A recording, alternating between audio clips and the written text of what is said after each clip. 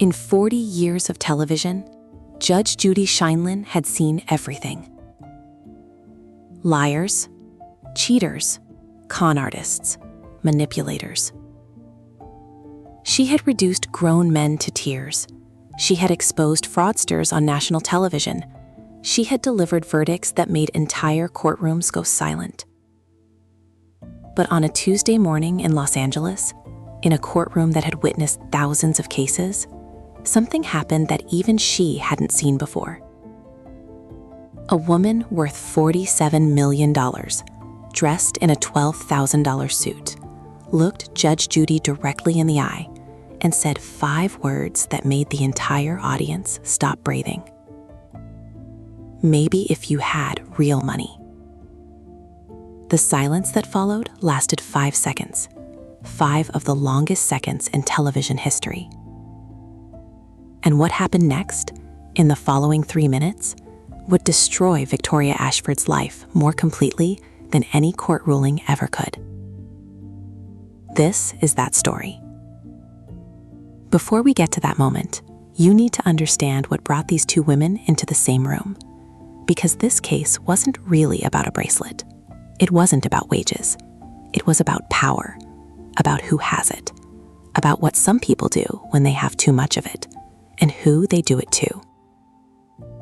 Maria Santos was 58 years old the morning she walked into Judge Judy's courtroom. She had come to America 31 years ago from a small village in Guatemala with $200, broken English, and a single belief that honest work would be enough. For 23 years, it had been. She had cleaned the mansions of Beverly Hills with the kind of care most people reserve for things they own themselves. She had scrubbed floors at 6 in the morning. She had polished silverware until it reflected her face back. She had worked 60-hour weeks without complaint, without shortcuts, without ever taking a single thing that wasn't hers. And she had built something rare in a city that throws people away, a reputation. Every family she had worked for had given her their highest recommendation. She had raised 3 children on a housekeeper's wages. Her oldest daughter was a registered nurse. Her son taught mathematics to high school kids. And her youngest, her baby, was in her 2nd year of medical school. Maria Santos had done everything right, which is exactly why what Victoria Ashford did to her was so calculated, so cruel, and so deliberate. Victoria Ashford had never been told no. Not once. Not really. Not in a way that stuck. She was 42 years old, worth $47 million, and had spent 4 decades learning that money was a shield, that it could protect you from consequences, from accountability, from the basic rules that applied to everyone else. The morning she walked into Judge Judy's courtroom, she wore a $12,000 Chanel suit, diamond earrings worth more than most people's monthly salary, a $45,000 Hermes bag placed deliberately on the table, not because she needed it, but because she wanted everyone in that room to know exactly who they were dealing with. She looked at Maria Santos with the particular contempt of someone who has never once considered that the person cleaning their home is a human being, with a life, with children, with dignity worth protecting.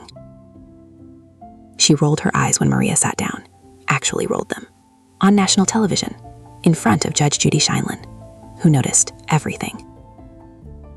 What Victoria didn't know, what her arrogance prevented her from considering, was that Judge Judy had spent the previous night doing something she rarely did for a routine small claims case. She had dug through records, she had made phone calls, she had interviewed former employees, and what she had found was sitting in a thick manila folder on her bench, waiting. Judge Judy opened simply. Ms. Ashford, you're suing Ms. Santos for $18,500, stolen bracelet, and unpaid wages. Tell me what happened. Victoria leaned forward with the confidence of someone who had already decided how this would end. Your Honor, this woman violated my trust in the most disgusting way possible. I opened my home to her, I paid her generously, I treated her like family, and she repaid me by stealing from me. Judge Judy's eyebrow raised slightly. How much did you pay her per hour? Victoria's irritation flickered. Being interrupted wasn't something she was accustomed to. $35 an hour, which is extremely generous for cleaning work. How large is your home? Victoria straightened proudly. 12,000 square feet, 5 bedrooms, 7 bathrooms, pool house, guest house, one of the premier properties in Beverly Hills. Judge Judy nodded slowly. How many hours per week did Miss Santos work? Victoria waved her hand dismissively, her diamonds catching the light with every careless gesture. I don't track those details, Your Honor. When you have money, you don't worry about that. The courtroom stirred. Judge Judy's voice sharpened. You're her employer. You don't have timesheets, no schedules, no record of her actual hours?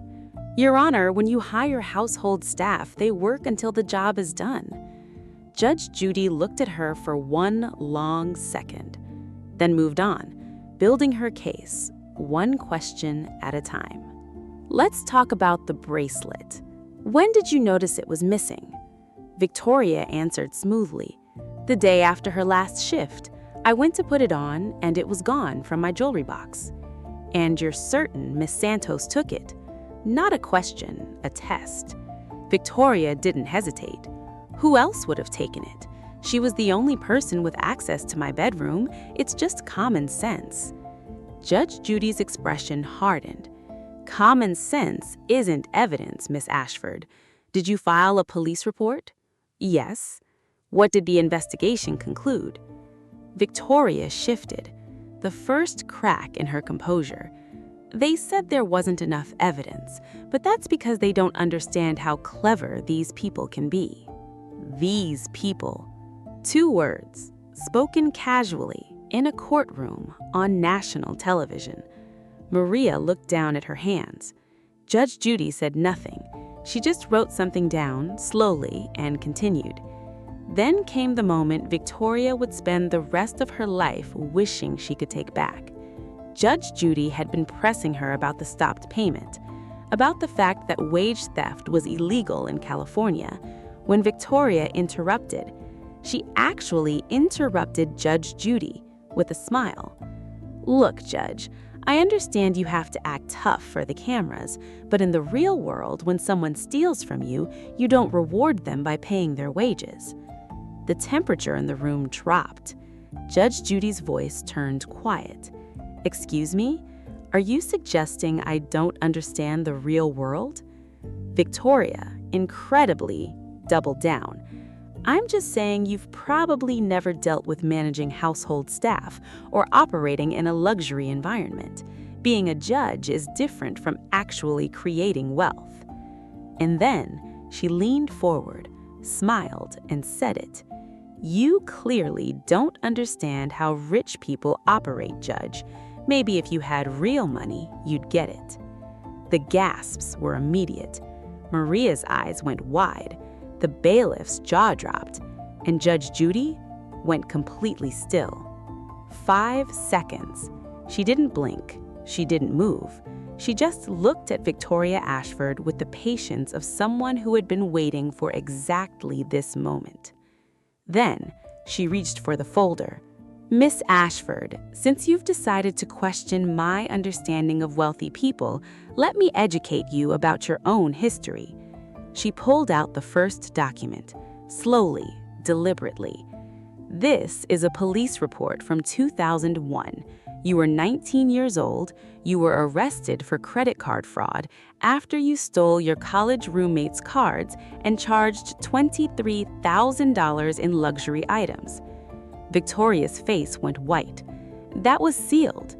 Sealed juvenile records can be opened in civil cases when they establish a pattern of behavior. Your credibility is very relevant here. She pulled out more documents. You pled guilty to a reduced charge because your father hired expensive lawyers. Your probation officer noted, and I'm reading directly, that you were, quote, entitled, dismissive, showed no remorse, and believed your family's wealth made you exempt from consequences. Victoria tried to speak. Judge Judy raised one finger. I'm not finished. She pulled out a stack of papers.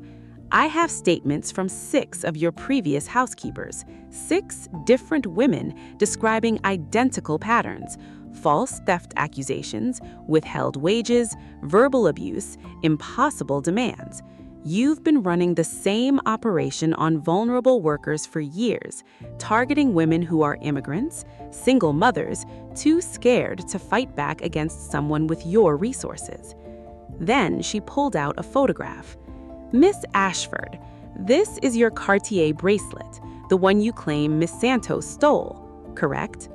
Victoria, confused, panicking, nodded. This photograph was taken by your own home security system 3 days after Miss Santos last worked in your home. The timestamp is right here.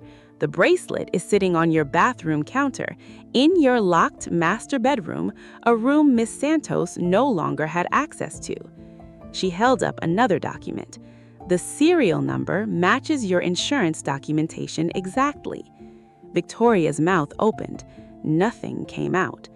So tell me, Miss Ashford, how exactly did Miss Santos steal a bracelet that was photographed in your home after she left? Silence. Complete, total silence. Judge Judy folded her hands. When she spoke, her voice carried the weight of every worker Victoria had ever broken. Judgment for the plaintiff. Miss Santos, you will receive $3,500 in withheld wages, $15,000 in compensatory damages for defamation and intentional infliction of emotional distress, and $25,000 in punitive damages, because this court wants to send a message that this behavior will not be tolerated. She paused. Total judgment, $43,500. Victoria gasped. Furthermore, I am referring this case to the LA District Attorney's Office. Filing a false police report is a criminal misdemeanor in California. Wage theft through stopped payment is also a criminal offense. You may find yourself facing criminal charges in addition to this judgment. Victoria's composure, so carefully constructed, collapsed completely. Her hands shook. Her eyes filled with tears that ruined her expensive makeup. And in that moment, surrounded by cameras, sitting in the rubble of everything she thought would protect her, she looked small. Just a person, facing consequences for the first time in her life. Maria Santos walked out of that courtroom into afternoon sunlight she hadn't been able to enjoy for 18 months. She didn't celebrate. She just stood still for a moment, feeling the weight of something terrible finally lift. Her daughter went back to medical school. Victoria Ashford faced criminal charges, lost her social circle, and became a name people use when they talk about what entitlement looks like when it finally meets something it can't buy its way out of. Judge Judy had seen thousands of cases, but some people walk into her courtroom carrying more than a lawsuit. They carry the weight of everyone they've hurt, everyone who was too scared, too vulnerable, too alone to fight back. And on that Tuesday morning, she made sure that weight landed exactly where it belonged.